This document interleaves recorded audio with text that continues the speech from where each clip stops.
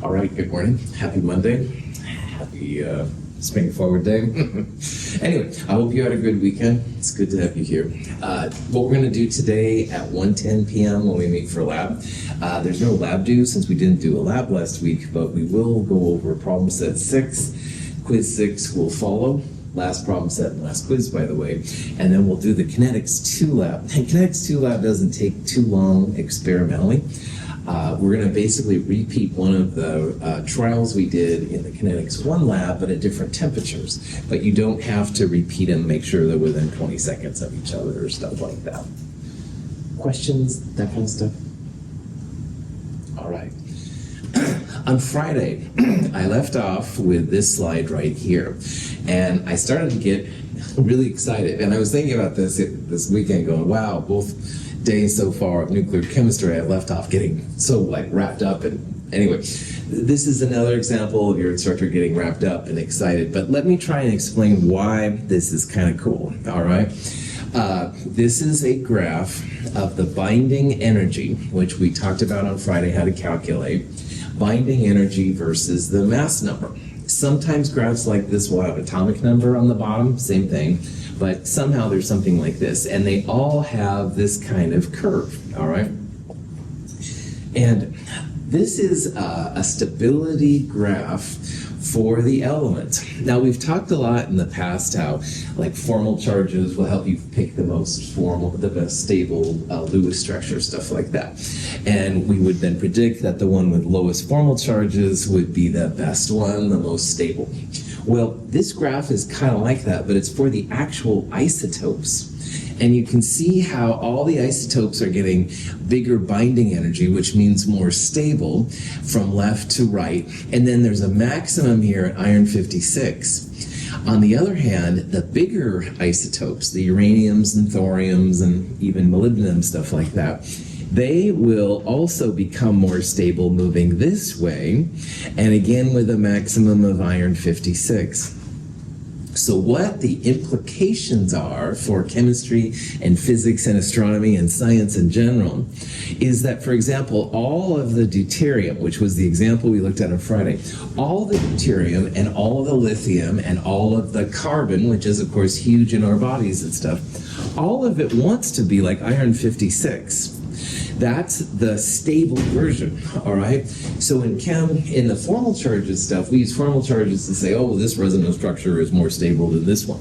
This graph tells you which isotopes are more stable than others. And the ones that aren't as stable want to become like iron, and the ones over here also want to become like iron. So iron is, if you will, the best, most stable isotope. And what that means is that everything around us, basically on the Earth, the carbons and hydrogens and nitrogens and oxygens and sulfurs and silicon and all these kind of things, they all want to be like iron 56. And there's some pretty big implications for that we'll talk about here in a little bit. Now, the reason that you and I don't just spontaneously turn into iron 56 is because there's a huge energy of activation. So in the Arrhenius equation, which we looked at in the last chapter, energy of activation is this gap that has to be come over to get to your products.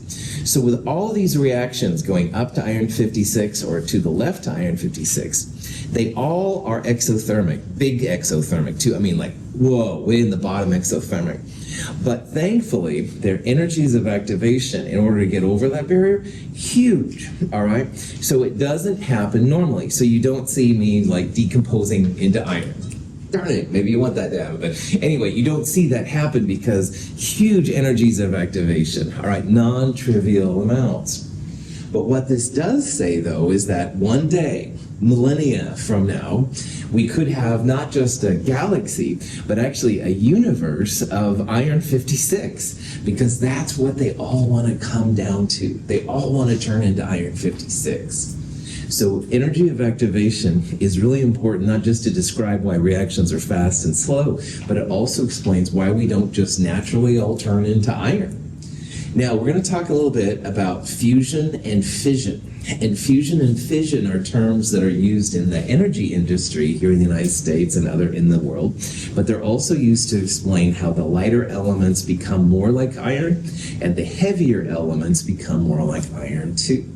So keep that in the back of your mind.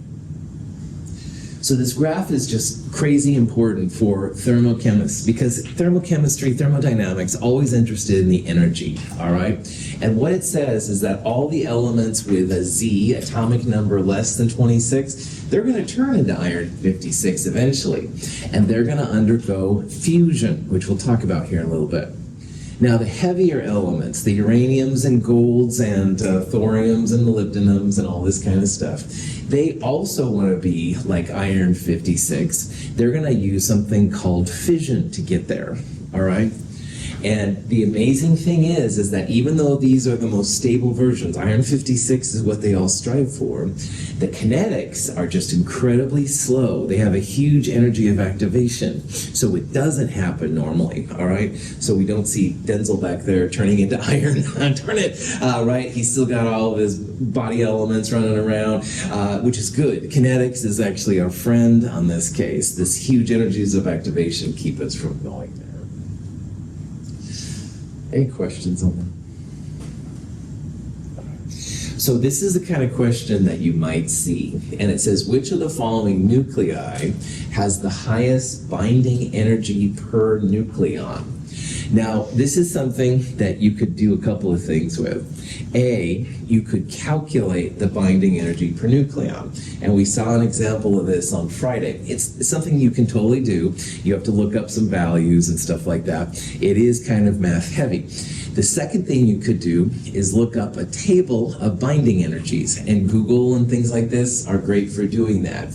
However, if neither one of those is possible or appeals to you, which is a Monday morning, what I would do in this case is I would look for the element which was closest to iron, because iron 56 is the most stable element. It will have the highest binding energy per nucleon of all.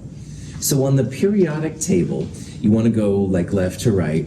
Which of these elements would be closest to iron?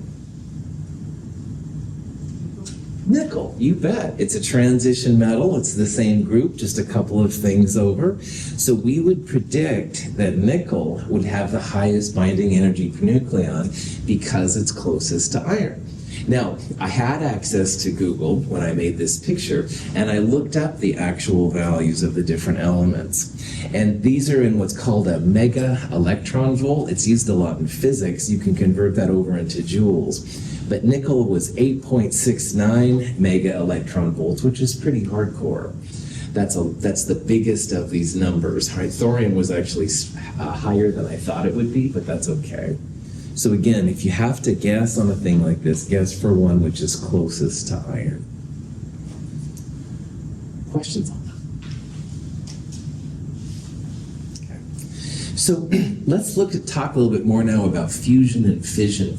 Now, fusion is when you take lighter elements and you basically smash them together, all right? And in the smashing process, a heavier element is made, and usually there's a lot of energy released as well, all right? So nuclear fusion is one of the processes that's used. Now, if you've ever been by the nuclear power plants like up in Washington, or there are a lot on the East Coast, they have the huge towers, those are not fusion reactors. Those are fission. We'll talk about that in a little bit. Fusion is actually a pretty cool, in my opinion, way of doing energy.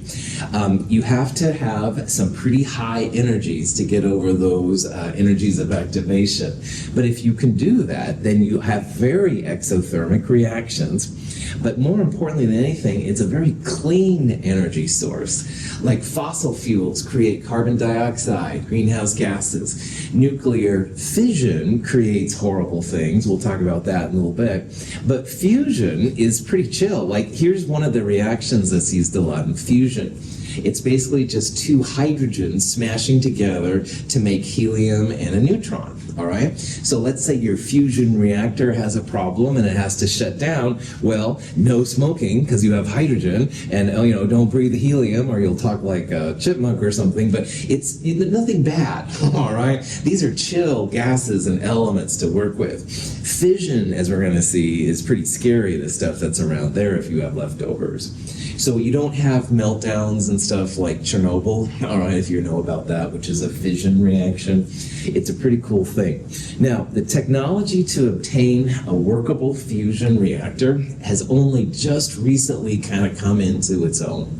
It was really hard to get it set up because it uses something called plasma.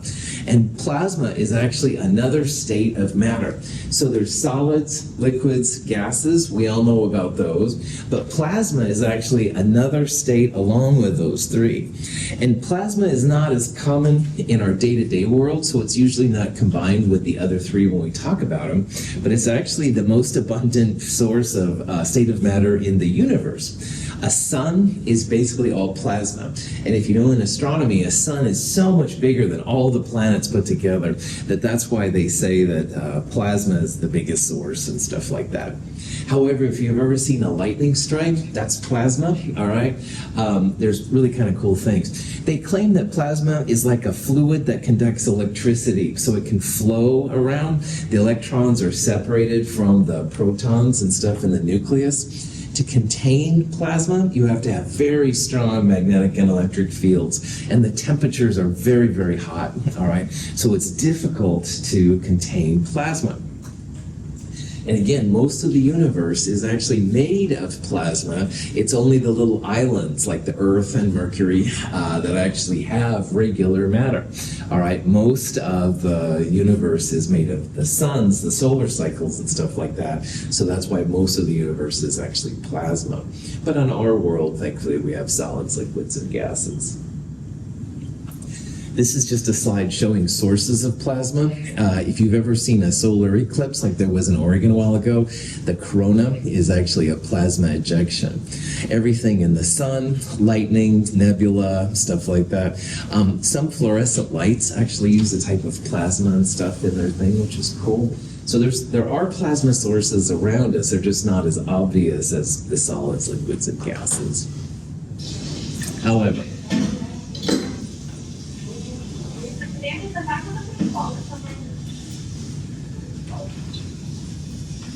there's a match head.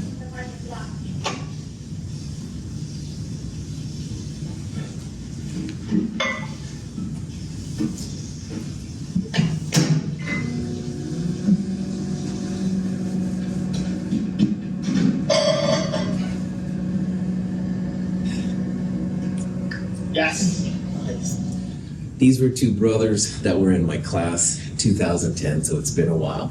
And they read about this plasma experiment you can do in your house. And I thought, yeah, right, okay, whatever. So basically, they took a grape and cut it in half, put it in their microwave with a lid on it, and lit it up. And this huge amount of energy, which you could see there in their video they made, came out. And I thought, oh, come on, that can't be plasma, because plasma needs really high energies and stuff like that. Well, did a little research and stuff, and I was not convinced that it wasn't plasma. I hate to say it was plasma. It just seems so crazy to me. But there's something to this, and they're exploring how they're making plasma. So apparently you can make plasma in your microwave. I would be very cautious and stuff of this process because it's untested, and there is a lot of energy that comes out. But it was kind of a cool thing that they did, and you can see now that I use their videos. So go science. A nuclear fusion reactor is something that, as I said, has just come online recently, and it's a way to make a little bit more energy come out than's put in. Now, it doesn't last for very long because it's so hot and high energy that it usually comes down after a few seconds or minutes. But it's coming, all right? When I first started talking about fusion in this class, there were no reactors, and now reactors are starting to appear.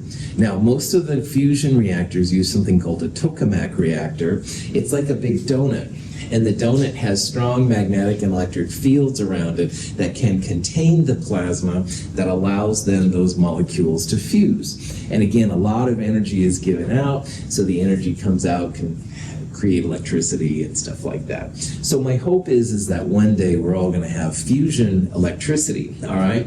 We won't have any oil or coal. We won't have even, I mean, wind power is cool. We won't have, though, like dams, which cause problems with the fish and stuff like that. Fusion would be a very sustainable energy, and it uses elements which are really low on the totem pole, if you will, so there's lots of them around. It should be a clean energy source. But I like Star Trek too, so you never know. This is an inside view of the tokamak and the outside view, and it's really technologically crazy and stuff to think about. This just shows kind of the inside. This is supposedly the fusion running around and stuff like that. It's pretty cool. There's a big one of these in San Francisco, apparently. There's a big one in Germany. So hopefully, and England has one too, that's right. So hopefully one day this will be something that happens. Oh yeah, this is kind of cool. These are the plasma coils and stuff that are supposedly made out.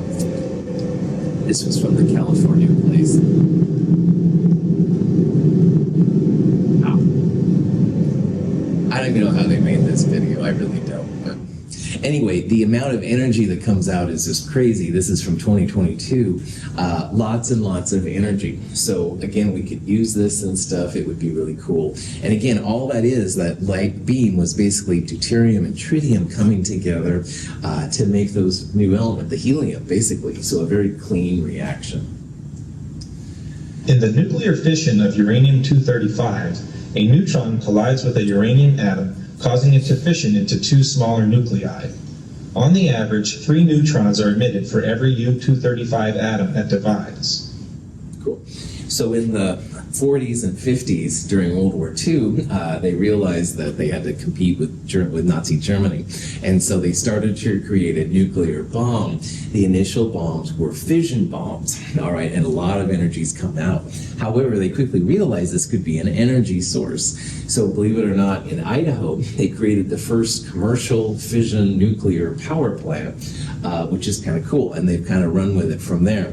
So in fusion, like we just talked about, the elements fuse together. Smaller ones become heavier elements. In fission, you have a bigger element, like uranium-235 is a classic example. You shoot a neutron or something into it, and it breaks up into smaller pieces. So fission is a big thing breaking down to smaller things. Fusion is smaller things becoming bigger things. And in both of these processes, you have a lot of energy coming out. Now, fission requires a neutron trigger, like a neutron bullet, if you will. And once you have one bullet attack a nucleus, you can see in this picture you have multiple neutrons that come out afterwards. And that'll be something we'll talk about. So a lot of energy is created, a little bit easier to figure out than fusion.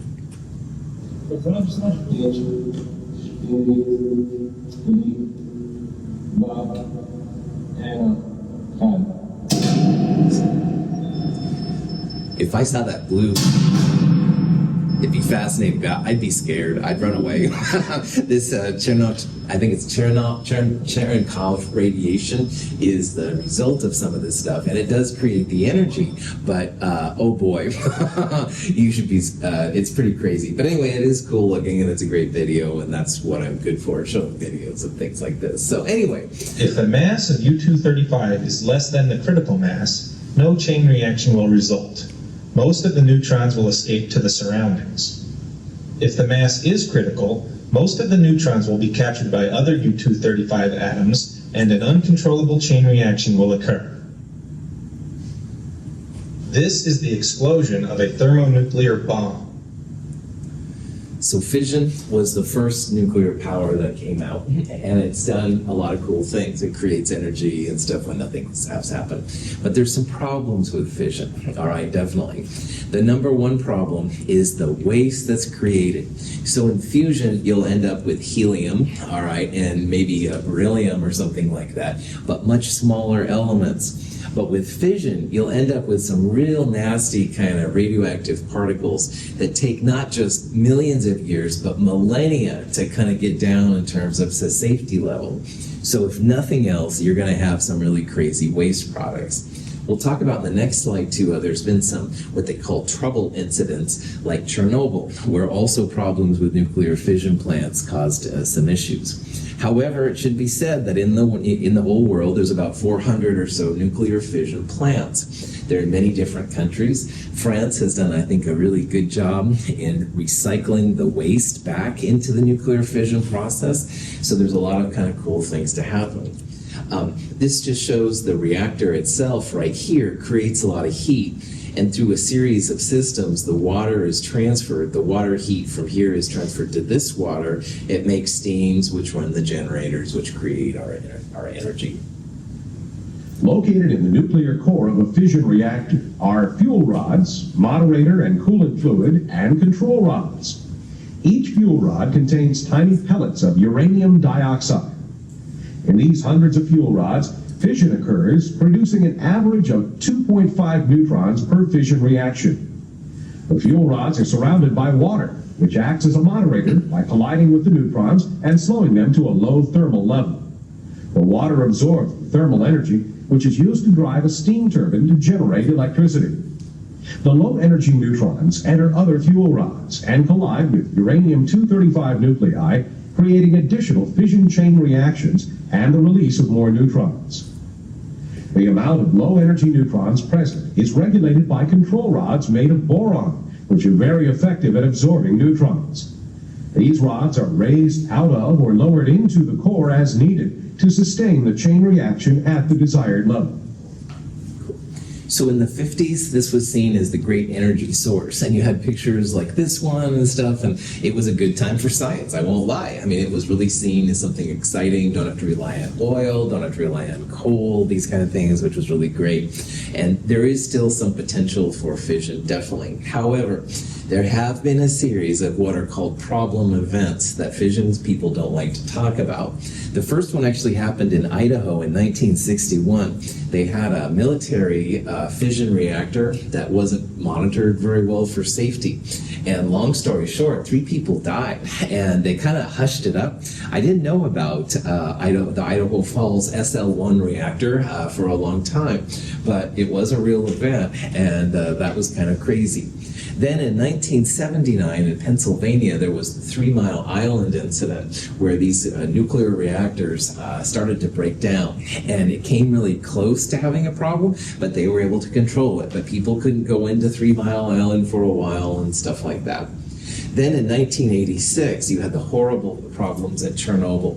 And Chernobyl was a true meltdown of the reactor. Lots of radiation was released. Lots and lots of people died. People like in the next city over who were watching it were exposed to the radiation streaming at them and died. Really sad. Also, the first responders that were there to try and put the fire, quote unquote, out, a lot of them had really bad issues too.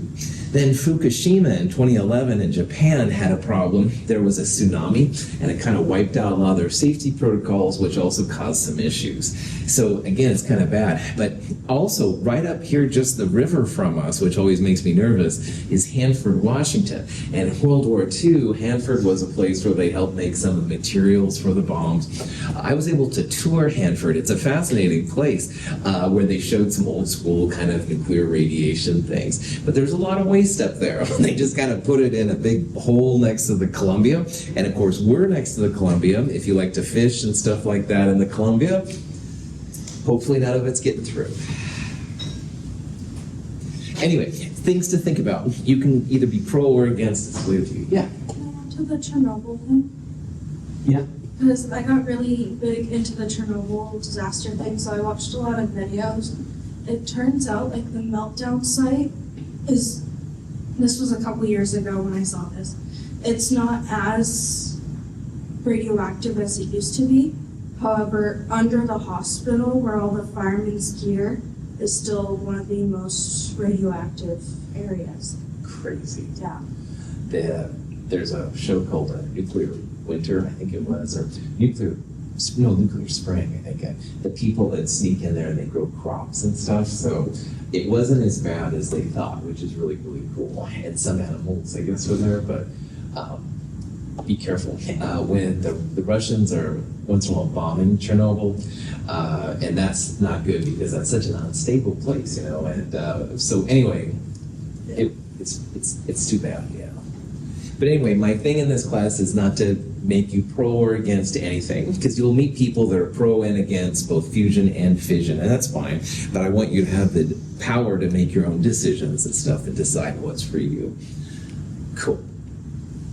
One unsung hero of this area, though, it needs talking about. Her name is Lisa Mittner, and she and a couple of her colleagues were actually the ones to explain the process of fission. Now, it's 1938, right before World War II, which was 1939.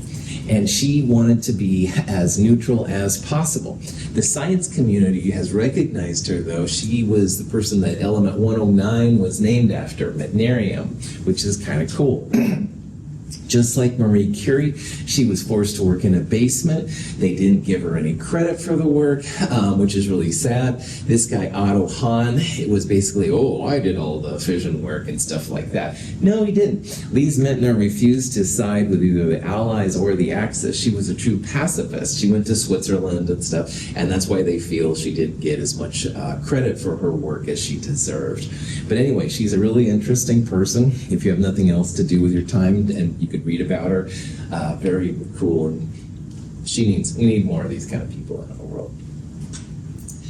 And some everyday objects contain radioactive sources. Let's see how a Geiger counter responds to these items.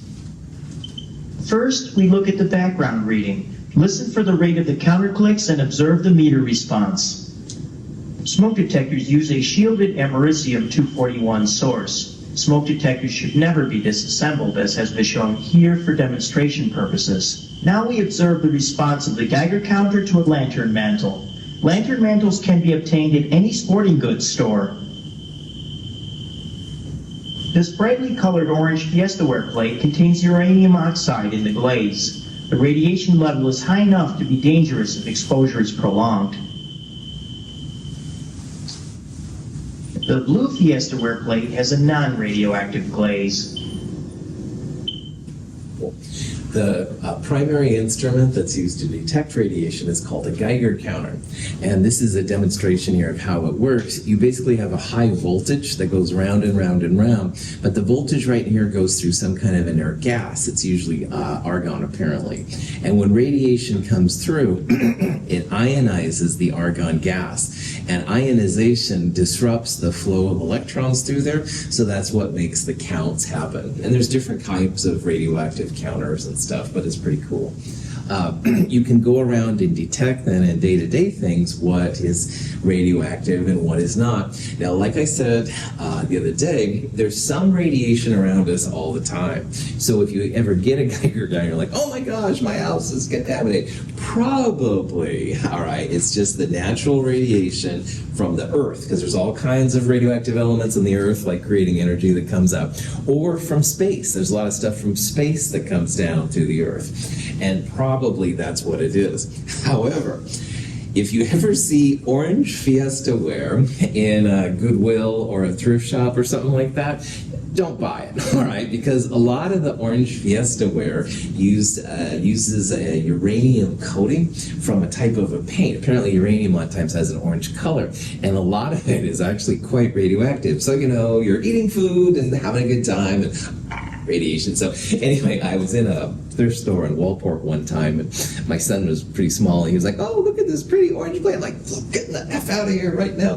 I have to use the F, not the literal F word, but anyway, this stuff makes it real and stuff. So if you ever see the orange Fiestaware, you probably should move on to blue Fiestaware at the very least.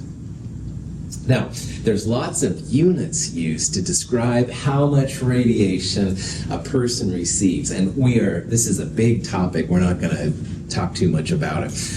They include the Roentgen, which gets the symbol capital R. Yes, another R in Chem 222. The Curie, CI, is another one. There's Rad and Rem and lots of different ones. So a chest x-ray in Roentgens is 0.1 R, all right?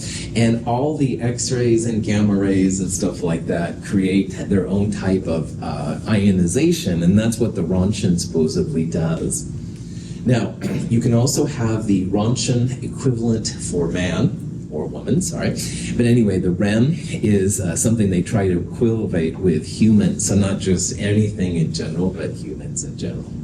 Now, the Sievert, SV, is another one. It's the health risk of ionizing radiation. So if you ever see this one, this is the one that I didn't honestly know about at first, but it seems to be popping up more and more as we go along. A Curie is basically a measure of how many disintegrations per second you receive. Now remember that one atom can disintegrate into something else when it undergoes radioactive decay. And because we have 10 to the 23rd of these crazy things around, it's easy to have 10 to the 10th atoms disintegrating each second and still have a lot of them around, which is kind of crazy. So a Curie is kind of interesting. A rad is literally a number of joules that's absorbed. So we've done a lot with joules in this class and stuff. Pretty crazy. If you get 450 rad, that's an LD50 for humans. Does anybody here know what an LD50 is?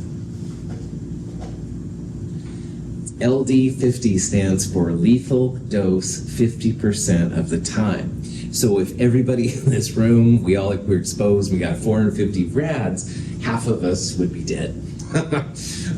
It's used more in biochemistry, biology, medicine, stuff like that. It's a term I always makes me cringe when I think about it. This little chart right here, which is pretty small, I know, tells you how much radiation you're getting. It's in terms of microsieverts, all right? So this one right here. And you can see how, like, eating a banana actually exposes you to some radiation. But it's pretty small compared to, say, X-rays. Mammograms, of course, are big things. This was from a dental office, so they wanted to show how safe the dental office was. Here's like a full mouth X-ray, 3.9. But anyway, something to be aware of. Again, there's a lot of radiation around us all the time. We shouldn't be too worried, but it is something that could be an issue if you work in a place where this is around you all the time. So that leads to this question here. This is a statement: we should try to live as radiation-free as possible. My favorite one is E. No, I wish to be like Bruce Banner, who was the Hulk. Gamma rays, yeah. No, don't worry about that. Here's Peter Parker, Spider-Man. Yeah, okay, you don't have to like any of my references. So D and E are just stupid, okay? A, yes, radiation. All radiation is bad. Best to have no radiation exposure at all. That's not going to fly, all right? There's radiation all the way around. If you're going to eat a banana and get radiation, of course you're going to have some radiation. So some of it is okay. Yes, but we do gather radiation exposure naturally to the geological processes in the Earth and space, so some radiation exposure is natural and normal. Of course, that's the right answer. All right. C, no, the government isn't going to help us out too much anyway. So anyway, here's a picture of two people fighting in the radioactive area, exposing themselves to things. So anyway, any questions on that? All right. Now, making a heavier element is actually something that happens through a nuclear process as well. And a lot of the heavier elements were made through something called a cyclotron. And a cyclotron is like a racetrack, a curled racetrack. And they speed these elements up faster and faster and faster until finally they hit a target. And the target has some other element in it. And when they attack each other, it's like a type of a fusion. All right, where the elements are made. So the junk on the other side, a lot of it is just garbage. It's not anything cool. But once in a while, you'll have the super heavy elements that are made. And the most recent elements like 111 through 118, stuff like that, some of which aren't even on these periodic tables, were made through this kind of process, which is pretty cool. Now you can also use a linear accelerator, which is kind of the same idea, but it's linear versus the cyclotron, which is cyclic. Lawrencium was named after a guy named Lawrence, who was the one who developed and really made the cyclotron something pretty cool. The most famous accelerator of all is CERN. It's in Switzerland. And you can see here in this picture, this is the circle that these little elements were around and around and around and around. They go super fast. And then finally they smash into some kind of target molecule, and the results are analyzed. And they analyze them with mass spectrometry and stuff like that. The bigger it is, the faster you can make them accelerate around. There are smaller versions in the United States and other countries. CERN is the biggest one and stuff. It's pretty amazing. So if this is something that you're interested in, you should think about it. Astronomy uses this kind of process a lot. They want to know where the elements came from, how they were made, and how we could maybe make other ones. And this is just a little picture I took from an astronomy article, or actually I guess this is from Wikipedia, sorry. Some of them were made in the Big Bang, like hydrogen and helium, but some of them also came from white dwarfs, emerging neutron stars. It's just crazy to think about where these things came from. So this is another area of chemistry which is really of interest, and it kind of breaches both chemistry and astronomy and physics at the same time. But it's nice to know where it came from. I'm always amazed, for example, how much gold is in the Earth. If iron is the maximum element, you wouldn't think that there would be that much gold, but there obviously is. People mine it and stuff. So they're trying to discover things like this, like why that happened. And according to this thing, most of it came from merging neutron stars, which is just crazy. One term I wanted to point out that I'd not heard until recently was something called a kilonova. And a kilonova is two neutron stars that smash into each other. And they feel this might be responsible for some of these post-iron elements that actually exist on the Earth. And remember that the maximum stability of all these elements is right there, it's iron. So everything past iron had to have some kind of high energy process to be made, and then eventually it would probably slide back into iron. Well, a kilonova would do the job. You got massive neutron stars smashing into each other. That would be a good way to make these really crazy heavy elements. So if you're interested in this, check this out. Homemade MC, Alpine Cat. With the serendipitous DOV. Mr. Bean Drop. His teaching is one of the slab's main themes. It's the place that introduced me to physics of beams. They accelerate nuclei, the protons and neutrons at the centers of atoms. We call them nucleons. Protons define the element, it's chemistry. Neutron numbers affect elements with subtlety. They define the isotopes, and with effort they hope to make some that no one's ever seen before in that scope. So you know the elements from the periodic table, but this other version highlights isotopes that are stable. The isotopes we know are on a diagonal track, and at first glance, I thought it looked pretty whack. But as you get away from that stable nucleus line, there's radioactive isotopes we don't usually find on Earth, because the nuclei prefer to decay, and two more stable isotopes are tossing particles away before they can. The teams here check out their dynamics, measure masses in lifetime, and study their mechanics.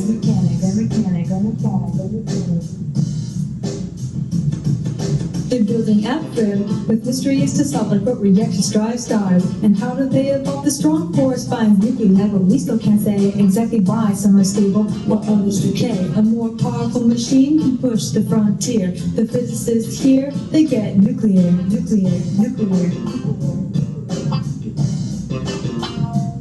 So let's say you were making a new kind of nucleus in Ephraim, a plant facility that's long been discussed. The starting atoms, they're just ordinary stable isotopes. They're easier to store and carry. You strip off their electrons for a charged state. These are two electric fields made to accelerate. Then you send them into something. We call it the target. 5% of your nuclei are gonna really hit it. Those that do will be different from your starting crew. They've lost protons and neutrons, or maybe gained a few. All kinds of fragments have just been created, so you put them through a magnet, they can get separated. If it's got lots of protons, it takes an inside curve, but more neutrons tend to drag it for an outside swerve. We filter out the isotopes you don't want in the stream, and voila, you've got a rare isotope beam. And to picture nucleus on the nuclear map, you'll then measure it in a detector or trap. This facility is for research and to teach, so that you can be more than just a figure of speech.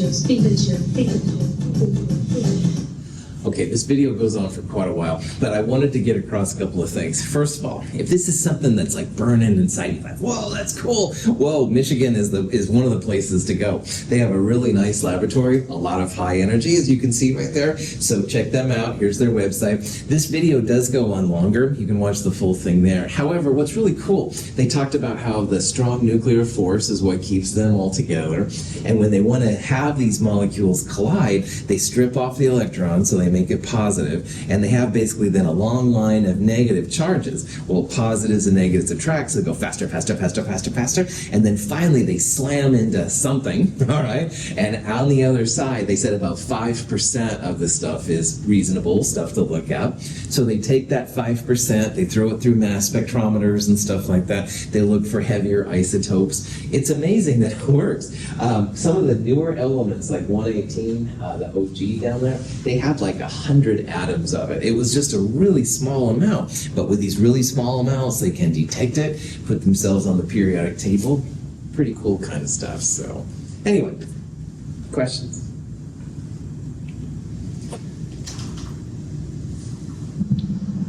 After graduating from UCLA with a major in chemistry in 1934, I went to Berkeley to obtain my PhD in chemistry in 1937. And then a few years later, I became involved in the research to synthesize and identify the so-called trans-uranium elements. Uranium has the atomic number 92 and is the heaviest naturally occurring element. And what we did was go on to produce by nuclear bombardment elements with atomic numbers greater than 92. For example, 93, 94, 95, 96, and so forth. The most important one, of course, is the element with the atomic number 94, plutonium, which has the fissionable isotope that is used in atomic energy and was used in the atomic bomb that brought an end to World War II when it was used at Nagasaki. We named plutonium after the planet Pluto, just like uranium had been named after Uranus and neptunium after Neptune. We could have given it the name Plutium after the root Pluto, but we like plutonium better, and we should have given it the symbol PL, but we like PU better, and we thought maybe we would be criticized for giving it that kind of a symbol. We went on, after I moved to Chicago, to work on the chemical processes for the separation of plutonium for its use in the atomic bomb, to the metallurgical laboratory of the University of Chicago, and here we went on to discover the next two elements with the atomic numbers 95 and 96. And in order to do this, we had to predict the chemical properties using the periodic table, but the form of the periodic table at that time was wrong, and I changed it and created the actinide concept for placing the heaviest elements in the periodic table. For this, I received the Nobel Prize in 1951. So that shows you how easy it is to do work that will give you a Nobel Prize. One of the elements that interests me very much that was synthesized is the element with the atomic number 106, which has been given the name by the discoverers, of which I am one, Seaborgium, with the symbol SG. The Commission on Nomenclature of Inorganic Chemistry of the International Union of Pure and Applied Chemistry that have to approve this name rejected it because I'm still alive and they could prove it. But there was such a universal disapproval of that action that it now looks like the name Seaborgium for element 106 is going to remain. And of course, I'm very pleased about that. This is a very high honor. I think it's a greater honor than even receiving the Nobel Prize, because it'll last forever. The name Seaborgium will be in the periodic table 100 years from now, 200 years, 1,000 years from now. Actually, a total of 20 trans-uranium elements have been synthesized since that first synthesis of element 93 and 94 in 1940 and 41. So that now we're up to element 112. And it looks like it's going to be possible as the years go on to synthesize and identify perhaps another half dozen transuranium elements. I think this will occur after I'm gone, but perhaps during the lifetimes of many of you, and perhaps some of you will be involved in the discovery of these additional transuranium elements.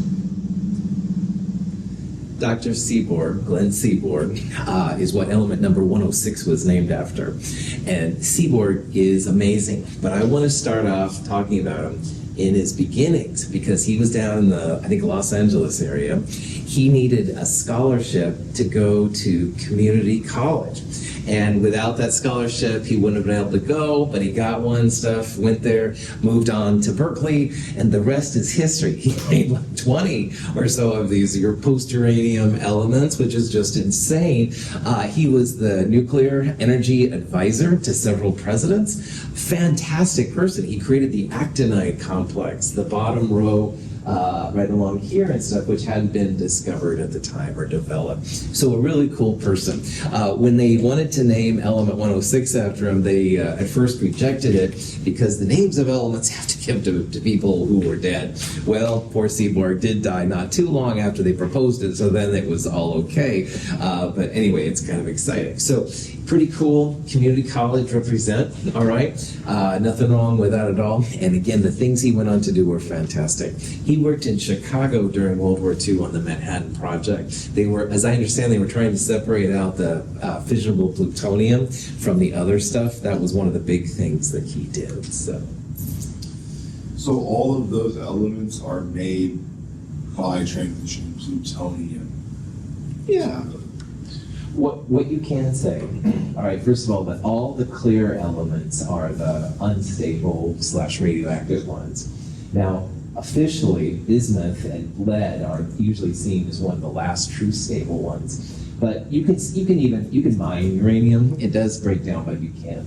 So what they would do then, Marquis, is they use like some of the uranium could be made into plutonium. And then they use plutonium, I think, to make americium and et cetera, like that. So they leapfrog. So yeah, so you can argue then that they're all from that kind of stuff, which is pretty crazy. The heavier ones are also made from heavier elements and stuff. So, but they're beyond plutonium now. So. Did it also say that he made ruthenium, or he discovered ruthenium? Ruthenium? No. So you're talking about this one right here? I thought at the very end of the little video that it looked like something that resembled ruthenium was pretty quick. Oh. Mistaken.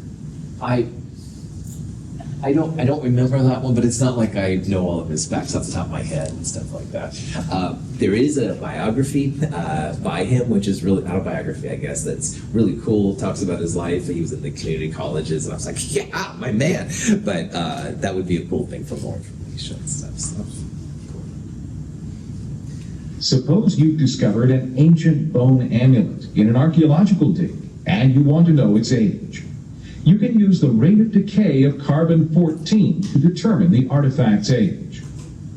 The nucleus of a carbon-14 atom is unstable. At some time, this unstable nucleus will emit a high-energy electron called a beta particle, which has a 1- charge.